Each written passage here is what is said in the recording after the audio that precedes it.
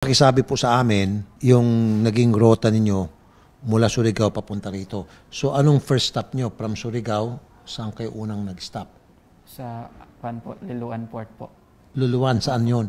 Dito na po sa po yan, Visayas. Party po yan ng Visayas na po. Sa Southern Leyte po. Ilang araw mula Surigao hanggang Southern Leyte?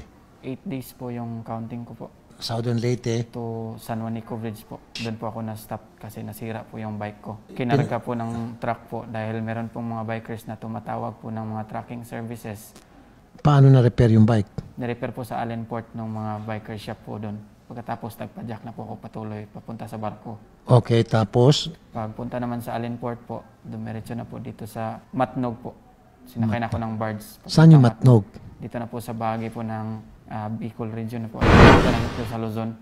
Okay, Opo. tapos? So, patuloy na ako ng pagpa-jack hanggang Lupi po sa Camarines Sur. Dahil nasira na naman ulit yung bike kasi gawa nung na-side shift po yung bike ko.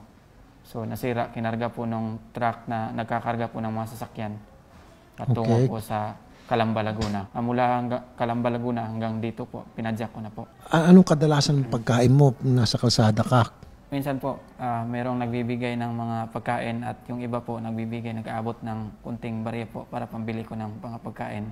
Anong kinakain mo, halimbawa? Sa mga karinderya po, bumibili po ako ng kanin. So minsan bumibili po ako ng adobo, gulay at pansit po.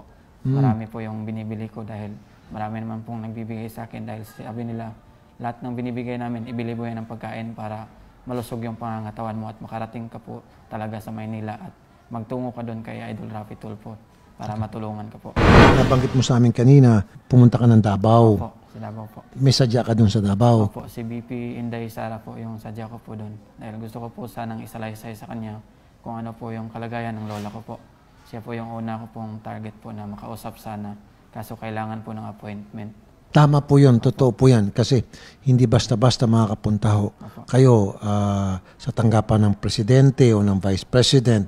Kailangan po talaga may appointment. Opo. Protocol po yun. Yes po. So, nung hindi ko kayo kasi kumuha ng appointment, of course, hindi kayo basta-basta makapasok doon. Ano pong ginawa nyo? Nagtungo po ako sa TV5 po.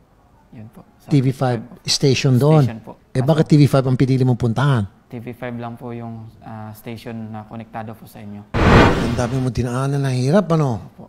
Ngayon, nandito na tayo, nakita na tayo. Opo. Ikinagagala kong nakita ka at salamat naman sa iyong tiwala Yes po. at paglapit sa amin. At yung pangako kanina, tutulungan ka namin. Yes po, salamat po.